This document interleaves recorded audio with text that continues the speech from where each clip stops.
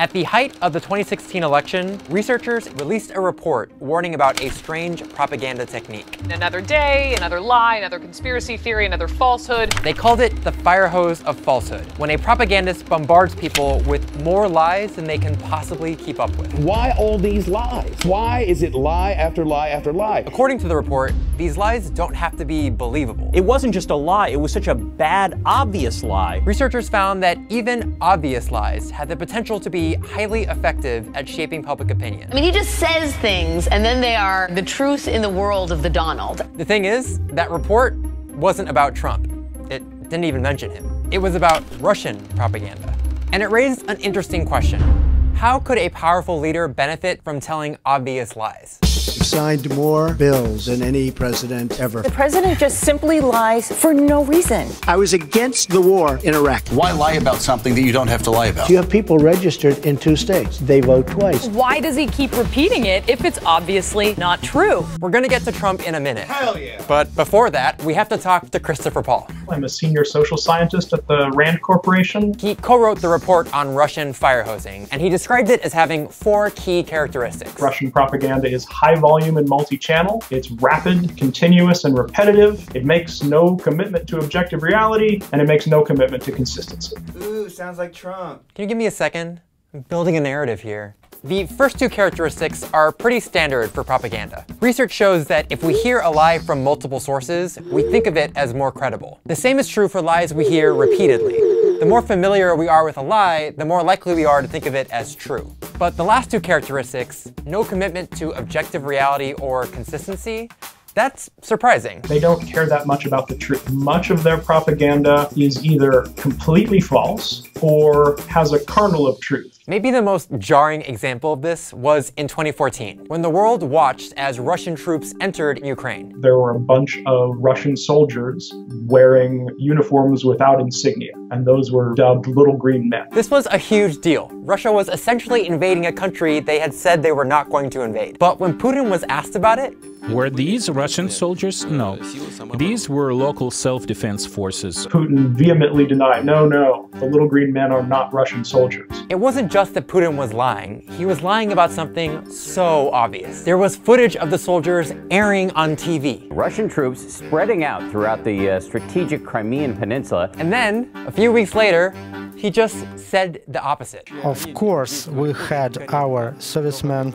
They were acting very correctly. No, I'm sorry. No, I misspoke. Just, of course we have troops there. This is counterintuitive. This is not what I expected, because I come from an influence background that says credibility is king and the truth will always win. Part of being a good liar is not getting caught, making sure your lies are at least somewhat believable. When Dick Cheney said, "There is no doubt Saddam Hussein now has weapons of mass destruction," he was lying, but to most people who aren't intelligence experts, it sounded credible. If someone asks, "Hey, did you eat my sandwich?"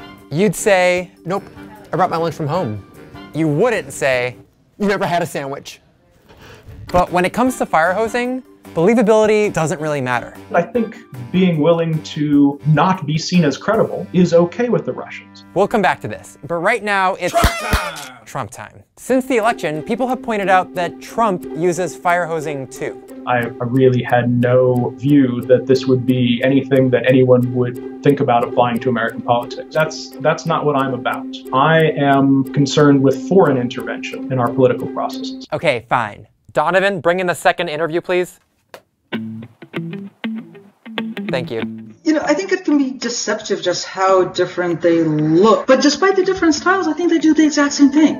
This is Masha Gessen. She's a Russian-American journalist, activist, and all-around badass. And she's been warning about the similarities between Trump and Putin for years. They just create sort of this unmanageable volume of falsehood.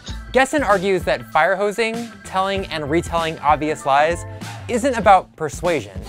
It's about power. When Putin says there are no troops in Crimea, or when Trump says he never mocked a disabled reporter, they're not just lying, they're asserting that they are not constrained by reality. That everything, even things that are totally obvious to us, can be challenged. That's a very clear demonstration of power. You have to engage with what he said, even though it's false. Those last two features of fire hosing, the shamelessness, the inconsistency, they're kind of the point. The way that they lie makes the obviousness of the lie part of the power play.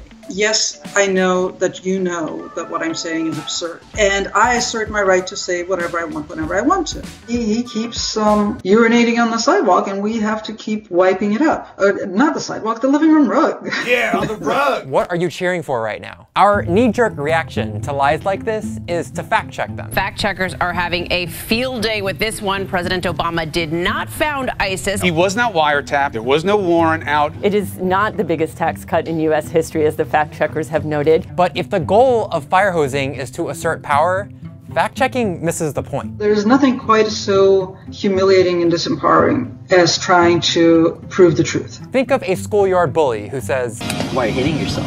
Why are you hitting yourself?" Degrading you by forcing you to argue the obvious. "Why are you hitting yourself?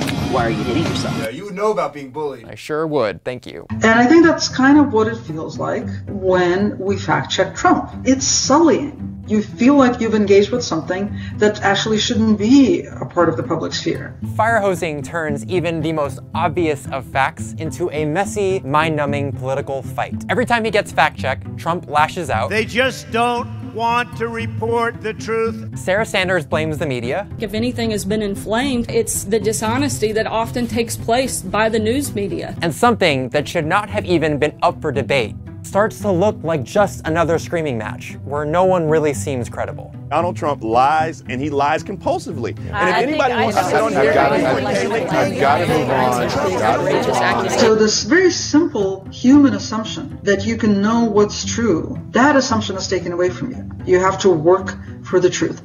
And the hope is that, yeah, you'll get exhausted and you'll eventually give up. I'm getting depressed. I know, buddy. I'm almost done. We're all almost done. The ultimate goal of fire hosing isn't to pass lies off as truth. It's to rob concepts like facts and reality of their power. But you stand by that claim about him? I don't stand by anything. I have my own opinions. You can have your own opinions. To reduce truth to just a position. Isn't it important just to have factual debates when discussing these things? Well, as you just commented, there's lots of different ways of looking at it. You're saying it's a falsehood, and they're giving alternative facts. It's somebody's version of the truth, not the truth. Truth is truth. I don't mean to go like... No, it isn't truth. Truth isn't truth. And if that sounds a little abstract, just listen to what Putin said during his press conference with Trump in July. As to who is to be believed, you can trust no one. He defends the interests of the United States of America, and I do defend the interests of the Russian Federation. So Putin just basically wanted to establish as a baseline that no one can be trusted. Everybody is pursuing their own strategic interests, and there's no such thing as the truth. And a few days later, Trump took that argument a step further. Just remember, what you're seeing and what you're reading is not what's happening. Just stick with us. Don't believe the crap you see from these people, the fake news. Just stick with us. Essentially, reality is about picking sides. And they're basically saying there's no war between people who know the truth and people who are lying. There's only positional warfare. Whoever has a better position, whoever has objectively more power, owns reality. And it's remarkable how effective that is. Maybe you can just start acting like you have total power, and it will not exactly give you total power, but it will give you a hell of a lot more power than an American president should have.